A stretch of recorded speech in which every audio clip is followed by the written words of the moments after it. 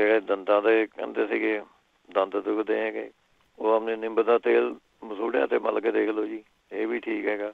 ਨਹੀਂ ਤਾਂ ਜਿਹੜੇ ਫਿੱਗ ਹੁੰਦੇ ਹੈਗੇ, ਇਹਨਾਂ ਨੂੰ ਪਾਣੀ ਨਾਲ ਉਬਾਲ ਕੇ 2-3 ਦਿਨ ਉਹ ਪਾਣੀ ਦੀਆਂ ਤੁਸੀਂ ਕੁਰਲੀਆਂ ਕਰ ਲਿਆ ਕਰੋ, ਇਹ ਮਸੂੜੇ ਮਸਾੜੇ ਜਿਹੜੇ ਠੀਕ ਹੋ ਜਾਂਦੇ ਇਹਦੇ ਨਾਲ।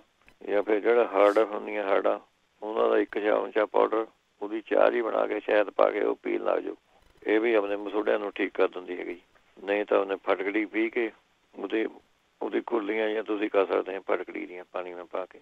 ਨਹੀਂ ਤਾਂ ਇੱਕ ਪੱਕਾ ਦਾ ਇਹਦਾ ਹੈਗਾ, ਕਲੌਂਜੀ ਲੈਣੀ ਹੈਗੀ ਅਤੇ ਅਜਵਾਇਣ ਲੈਣੀ ਹੈਗੀ, ਇਹ ਬਰਾਬਰ ਲੈ ਕੇ ਨਾ ਤੁਸੀਂ ਇੱਕ ਜਿਸ ਤਰ੍ਹਾਂ ਸਿਗਰਟ ਬਣਾਉਣੇ ਵਾਲਾ ਦਾ ਮਿਲ ਜਾਂਦੇ ਨਾ ਖਾਲੀ ਰੈਪ ਜੇ, ਉਹ ਖਾਲੀ ਰੈਪ ਦੇ ਵਿੱਚ ਅਜਵਾਇਣ ਅਤੇ ਕਲੌਂਜੀ ਆਪਣੇ ਭਰ ਲੈਣੀ ਹੈਗੀ ਜੀ। ਨਹੀਂ ਤਾਂ ਤੁਸੀਂ ਨਹੀਂ ਇਹਨਾਂ ਤਾਂ ਆਪਣੇ ਘਰ ਇੱਕ ਸਿਗਰਟ ਬੰਗਾ ਪੇਪਰ ਦੀ ਭਾਵੇਂ ਬਣਾ ਲਓ, ਇਹ ਵਿੱਚ ਭਰ ਕੇ ਤੁਸੀਂ ਸਿਗਰਟ ਬੰਗਣਾ ਪੀਣਾ ਹੈਗਾ ਜੀ। ਇਹਦੇ ਨਾਲ ਆਪਣੇ ਕਲੌਂਜੀ ਅਤੇ ਅਜਵਾਇਣ ਨਾਲ ਇਹਦੇ ਨਾਲ ਦਰਦ ਹਟ ਜਾਂਦਾ ਜੀ, ਇਹਦੇ ਜਿੰਨਾ ਦੰਦਾਂ ਜਿਹੜਾ ਦਰਦ ਹੁੰਦਾ ਹੈਗਾ। ਜਾਂ ਫਿਰ ਜਿਹੜੇ ਫੁੱਲ ਗੈਂਦੇ ਦੇ ਫੁੱਲ ਹੁੰਦੇ, ਫੁੱਲ ਦੀਆਂ ਆਪਣੇ ਗੈਂਦੇ ਦਾ ਬੂਟਾ ਹੁੰਦਾ ਜਿਹੜਾ ਫੁੱਲਾਂ ਵਾਲਾ, ਉਹਦੇ ਪੱਤਿਆਂ ਦਾ ਕਾੜਾ ਬਣਾ ਕੇ ਉਹਦੀਆਂ ਤੁਸੀਂ ਆਪਣੇ ਕੁਰਲੀਆਂ ਕਰ ਸਕਦੇ ਹੈਗੇ। ਨਹੀਂ ਤਾਂ ਇੱਕ ਅਦਰਕ ਦੀ ਗੱਠੀ, ਉਹ ਵੀ ਆਪਣੇ ਥੋੜ੍ਹੀ ਕੱਟ ਕੇ ਜਿਹੜਾ ਦਰਦ ਕਰਦਾ ਹੈਗਾ ਉੱਥੇ ਮੂੰਹਾਂ ਪਾ ਕੇ ਥੋੜ੍ਹਾ ਜਿਹਾ ਹੌਲੀ ਹੌਲੀ ਆਪਣੇ ਚੁੱਸੀ ਉੱਤੇ ਰੱਖਣਾ ਉਹਨੂੰ ਜੀ। ਜਾਂ ਫਿਰ ਬੜੀ ਇਲਾਇਚੀ ਜਿਹੜੀ ਹੁੰਦੀ ਕਾਲੀ ਇਲਾਇਚੀ, ਉਹ ਤੁਸੀਂ ਮੂੰਹਾਂ ਪਾ ਕੇ ਉੱਥੇ ਰੱਖ ਸਕਦੇ ਹੈਗੇ। ਅੱਛਾ ਜੀ।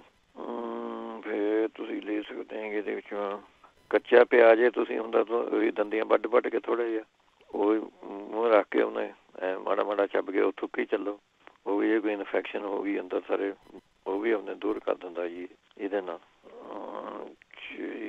ਅੱਗੇ ਚੱਲਦੇ ਐਸਿਡਿਟੀ ਵਾਸਤੇ ਪੁੱਛਦੇ ਸੀਗੇ, ਫਿਰ 2 ਨੁਸਖੇ ਆ ਗਏ।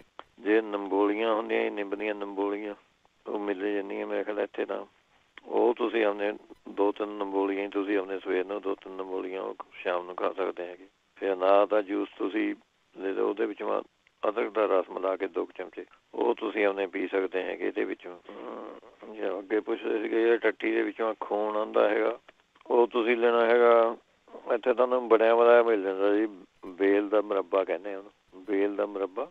ਉਹ ਤੁਸੀਂ ਆਪਣੇ 2-3 ਚਮਚੇ ਲੈ ਕੇ ਅਤੇ ਉਹਦੇ ਵਿੱਚੋਂ ਤੁਸੀਂ 1 ਚਮਚਾ ਪਾ ਲੈਣਾ ਹੈਗਾ ਸੁੰਢ ਦਾ, ਡਰਾਈ ਜਿੰਜਰ ਪਾਊਡਰ ਜਿਹੜਾ ਹੁੰਦਾ ਉਹੀ ਪਾ ਲਓ ਭਾਵੇਂ। ਇਹ ਦਿਨੋਂ ਤੁਸੀਂ ਆਪਣੇ 2 ਵਾਰੀ ਖਾਣਾ ਹੈਗਾ।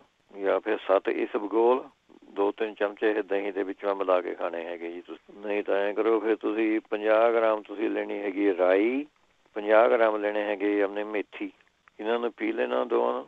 ਇਹਦਾ ਫਿਰ 1 ਚਮਚਾ ਤੁਸੀਂ ਆਪਣੇ ਸਵੇਰ ਨੂੰ, 1 ਦੁਪਹਿਰ ਨੂੰ, 1 ਸ਼ਾਮ ਨੂੰ ਐਂ ਲੈਣਾ ਹੈਗਾ ਜੀ।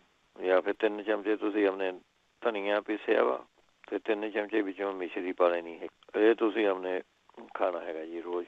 ਜੇ ਕੋਈ ਇੰਡੀਆ ਭਾਈ ਹੈਗਾ ਜਿਹਨੂੰ ਟੱਟੀ ਨਾਲ ਖੂਨ ਆਉਂਦਾ ਹੈਗਾ, ਉਹ ਜਿਹੜੀ ਕਿੱਕਰ ਦੀਆਂ ਪੱਤੀਆਂ ਹੁੰਦੀਆਂ, ਕਿੱਕਰ ਦੇ ਪੱਤੇ ਜੀ, ਉਹਦੇ ਆਪਣੇ ਥੋੜ੍ਹਾ ਜਿਹਾ ਜੂਸ ਜਿਹਾ ਕੱਢ ਕੇ ਜਾਂ ਕੁੰਡੀ ਸੋਟੇ ਮਨ ਕਰਕੇ ਉਹਨੇ ਜੂਸ ਜਿਹਾ ਕੱਢ ਕੇ 1 ਚਮਚਾ ਉਹਦਾ ਲੈਣਾ ਹੈਗਾ ਅਤੇ 1 ਚਮਚਾ ਸ਼ਹਿਦ ਦਾ, ਇਹ ਮਿਕਸ ਕਰਕੇ 2 ਟਾਈਮ ਲੈਣਾ ਹੈਗਾ ਜੀ ਤੁਸੀਂ।